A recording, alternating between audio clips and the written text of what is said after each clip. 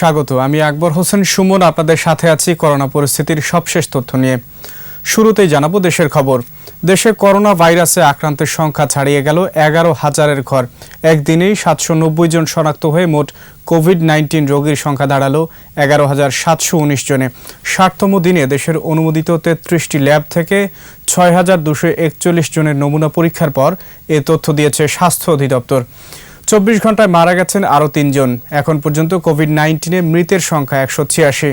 বিভিন্ন হাসপাতালে চিকিৎসা শেষে সুস্থ হয়ে বাড়ি ফিরেছেন 1,403 জন। নিয়মিত তথ্য বুলেটিনে স্বাস্থ্য অধিদপ্তর তুলে ধরেছে বাড়িতে গিয়ে নমুনা সংগ্রহের তথ্য। একটি বেসরকারি প্রতিষ্ঠানের সহায়তায় রাজধানীর 8টি পয়েন্টে বসানো বুথেও নমুনা সংগ্রহের কাজ চলছে। স্বাস্থ্য মন্ত্রণালয় নমুনা সংগ্রহের জন্য বুথের সংখ্যা বাড়ানোর উদ্যোগ নিচ্ছে। গত 24 ঘন্টায় নমুনা সংগৃহীত হয়েছে 6,771টি। এর মধ্যে পরীক্ষা হয়েছে 6,241টি, যা গত দিনের তুলনায় 9.28% বেশি। এবং এ পর্যন্ত নমুনা পরীক্ষা হয়েছে 99,646টি, যা নমুনা 24 ঘন্টায় পরীক্ষা হয়েছে তার মধ্যে শনাক্ত হয়েছে 790 জন। গত 24 ঘন্টায় মৃত্যু হয়েছে 3 জনের। দেখে নেব সারা দেশের করোনা পরিস্থিতি। করোনায় প্রতিদিনই বাড়ছে করোনা ভাইরাসে আক্রান্তের সংখ্যা। মুন্সিগঞ্জের শ্রীনগরে করোনা উপসর্গ নিয়ে এক শিশু সহ দেশের বিভিন্ন স্থানে মোট 3 জনের মৃত্যুর খবর পাওয়া গেছে। একদিনেই চিকিৎসক, নার্স সহ নতুন করে আরও 31 জনের করোনা শনাক্ত হয়েছে। সর্দি, জ্বর, কাশি, শ্বাসকষ্ট নিয়ে নোয়াখালীর সেনবাগে এক যুবক এবং বেগমগঞ্জ উপজেলায় এক বৃদ্ধের মৃত্যু হয়েছে। টাঙ্গাইলের সখীপুরে করোনার উপসর্গ নিয়ে একজনের মৃত্যু হয়েছে। মেহেরপুরের গাংনীতে শনাক্ত হয়েছে প্রথম 2 জন করোনা আক্রান্ত ব্যক্তি। ঝিনাইদহে আক্রান্ত হয়েছেন চিকিৎসক সহ 4 জন। রংপুরে করোনার ভয়াবহতায় 30টি বাড়ি লকডাউন করা হয়েছে। 20 জন করোনা ভাইরাসে আক্রান্ত হওয়ার পর কুমিল্লার দেবিদ্বারকে হটস্পট ঘোষণা করেছে প্রশাসন। ভালুকায় 2 পোশাক কর্মী করোনা আক্রান্তের ঘটনায় ডেইলি ইয়ার্ন ডাইং পোশাক কারখানা লে অফ ঘোষণা করা হয়েছে। নারায়ণগঞ্জ ও ঢাকা থেকে বরগুনায় আসা 18 জনকে প্রাতিষ্ঠানিক কোয়ারেন্টাইনে রাখা হয়েছে। করোনায় আক্রান্ত রোগীদের সেবায় ফেনী ডায়াবেটিক হাসপাতালে চালু হয়েছে 2 শয্যা বিশিষ্ট আধুনিক ভেন্টিলেটর সহ ইনসেনটিভ কেয়ার ইউনিট। জামালপুরে করোনা থেকে সুরক্ষা পেতে বুথ উদ্বোধন করা হয়েছে।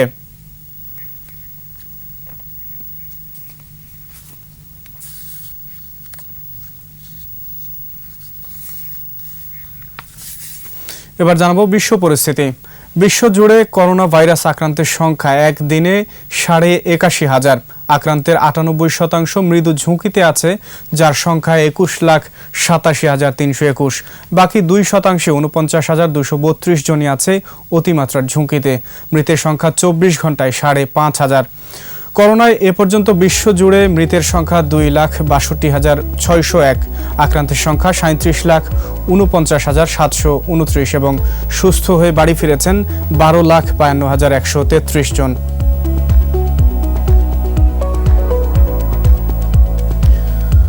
গত 24 ঘন্টায় নতুন করে আক্রান্ত 81,247 জন এবং মারা গেছেন 5,787 জন। যুক্তরাষ্ট্রে আক্রান্তের সংখ্যা 12,38,040, মৃতের সংখ্যা 72,284। স্পেনে আক্রান্তের সংখ্যা ছাড়িয়েছে 2.5 লাখের গণ্ডি, মৃতের সংখ্যা 25,857। ইতালিতে মোট আক্রান্তের সংখ্যা 2,13,013, মারা গেছে 29,000-এর বেশি মানুষ।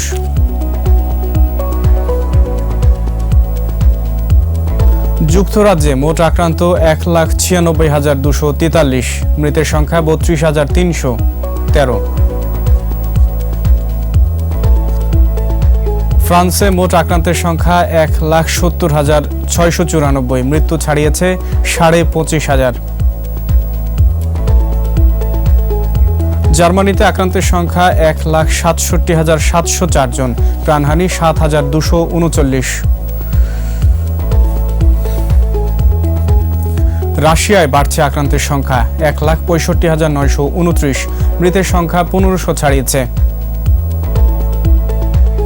তুরস্কে আক্রান্তের সংখ্যা 1,29,491, মারা গেছে 3,500। ব্রাজিলে আক্রান্তের সংখ্যা 1,15,953, প্রাণহানি 7,958।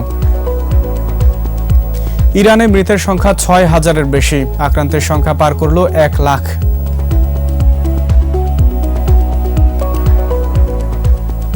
কানাডায় মারা গেছে 4,000-এর বেশি মানুষ, আক্রান্তের সংখ্যা ছাড়িয়েছে 63,000।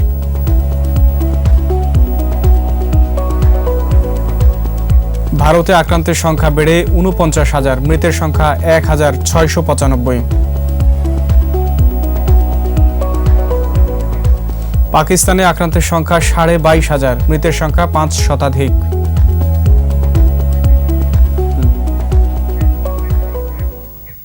করোনা ভাইরাসে মৃতের সংখ্যা এবার ইউরোপের সর্বোচ্চ ও বিশ্বে দ্বিতীয় অবস্থানে পৌঁছেছে যুক্তরাজ্য।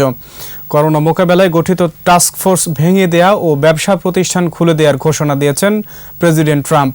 এদিকে করোনার ভ্যাকসিন তৈরিতে অগ্রগতির দাবি করেছে ইসরায়েল ও নেদারল্যান্ড। বিশ্বব্যাপী করোনায় মৃতের 1/4 এখন যুক্তরাষ্ট্রে। প্রায় 71,000-এ পৌঁছেছে মৃতের সংখ্যা। বিশ্লেষকরা বলছেন 1 জুন নাগাদ প্রতিদিন কমপক্ষে 3,000 মানুষ মারা যাবে। আগস্টের শুরুতে মৃতের সংখ্যা 1,35,000-এ পৌঁছবে বলেও মনে করছেন তারা। তবে এ পরিস্থিতির মধ্যেই ব্যবসা প্রতিষ্ঠান খুলে দিচ্ছেন প্রেসিডেন্ট ট্রাম্প, ভেঙে দিচ্ছেন করোনা মোকাবেলায় গঠিত টাস্ক ফোর্সও। করোনায় বিপর্যস্ত যুক্তরাজ্য এরই মধ্যে ইতালিতে ছাড়িয়ে ইউরোপের সর্বোচ্চ মৃত্যুর রেকর্ড এখন যুক্তরাজ্যে। লাতিন আমেরিকার ব্রাজিলেও একদিনে সর্বোচ্চ মৃত্যুর রেকর্ড। এদিকে বিশ্বব্যাপী অর্থনীতি সহ সব খাতে করোনার প্রভাব স্পষ্ট হতে শুরু করেছে। গবেষণা বলছে চলতি বছরে যুক্তরাজ্যে বেকার যুবকের সংখ্যা 10 লাখের বেশি হবে। এছাড়া 2025 সাল নাগাদ মৃত্যু ঝুঁকির মুখে পড়বে বিশ্বের 14 লাখের বেশি যক্ষ্মা আক্রান্ত রোগী। অন্যদিকে চীনের উৎপত্তির আগেই ফ্রান্সে করোনায় আক্রান্ত এক সন্দেহভাজনের তথ্য খতিয়ে দেখছে বিশ্ব স্বাস্থ্য সংস্থা। এদিকে করোনার চিকিৎসায় অ্যান্টিবডির সন্ধান পাওয়ার দাবি করেছে ইসরায়েল, এবং নিউজিল্যান্ডও অগ্রগতির দাবি করেছে।